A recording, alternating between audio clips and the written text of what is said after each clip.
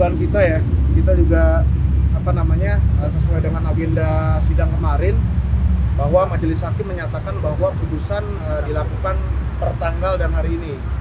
Tapi ketika kita sampai di sini mungkin ada yang perlu diperhatikan lagi atau bagaimana, dan majelis sedang musyawarah terkait putusannya, maka ditunda. Tadi juga saya sempat kaget juga kan karena tahunnya hari ini. Ya, tapi apapun itu kita juga berdoa semoga aja hasilnya yang terbaik juga nanti di putusan. Ditunda tanggal 8 Agustus. September.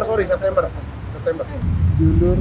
Sebenarnya sih kecewa sih, ya lebih ke kita mesti ada kegiatan lagi aja sih. Seharusnya hari ini sudah kita tahu hasilnya kan. Jadi kita harus sedikit bersabar lah untuk menanti putusannya. Tadi sih katanya majelis hakim masih melakukan musyawarah terkait putusannya. Musyawarah majelis hakim. Gitu.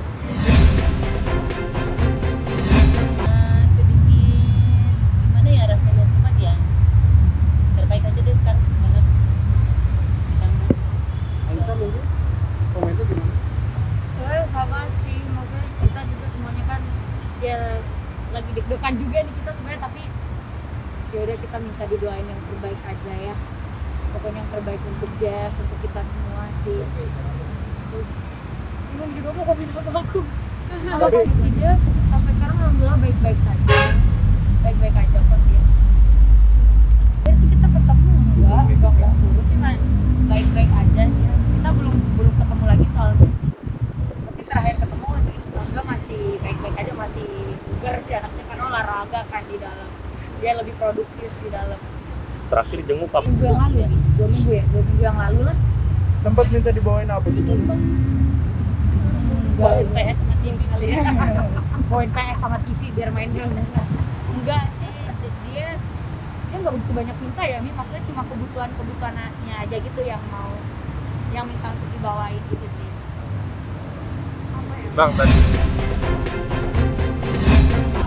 masih bingung ya, makanya kita nanti rencana mungkin besok mau ketemu dengan beliau terkait hal ini. Pasti juga dia bingung kan karena taunya putusan kan hari ini, cuman saya kira pasti majelis hakim punya pertimbangan lain lah untuk ini.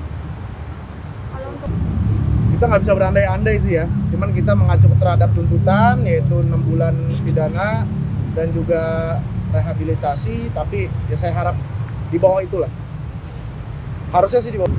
Mungkin kita akan rembukan juga dengan tim kuasa hukum, terutama dengan keluarga, seperti apa nantinya. Kemungkinan kalau misalnya tidak sesuai sih, nanti kembalikan ke pihak keluarga biar kita yang mengimplementasi banding atau enggak. Tetaplah harus optimis lah. Kita percuma jadi kuasa hukum kalau kita nggak bisa optimis dan yakin dengan fakta di persidangan dan lain sebagainya. Saya kira substansi dan pokok perkara yang telah dipersidangkan sudah cukup jelas ya, bahwasanya terkait masalah itu baik itu maupun rehab ataupun tidak rehab pun setidaknya pasti hukumannya tidak jauh berbeda gitu. nah itu untuk ketentuan yang Kalau misalnya, jadi ada beberapa kriteria di surat edaran Mahkamah Agung kemarin yang saya pertama kali sampaikan, surat edaran Mahkamah Agung nomor 4 tahun 2010. Ada beberapa ketentuan, yaitu golongan pertama, contoh misalnya amfetamin sabu itu 1 gram. Terus ganja marijuana itu 5 gram.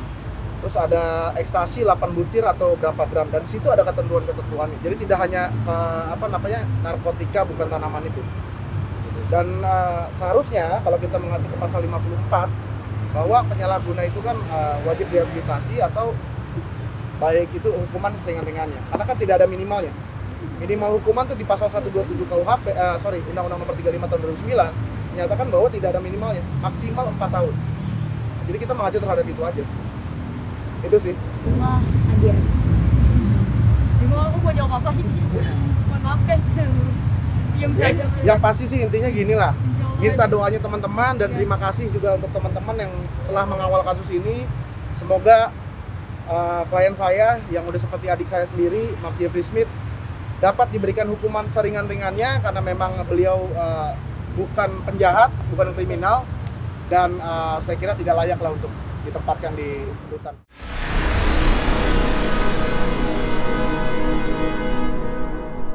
Jadi jangan lupa untuk subscribe Cumi Cumi. Ditekan ya tombol lonceng merahnya.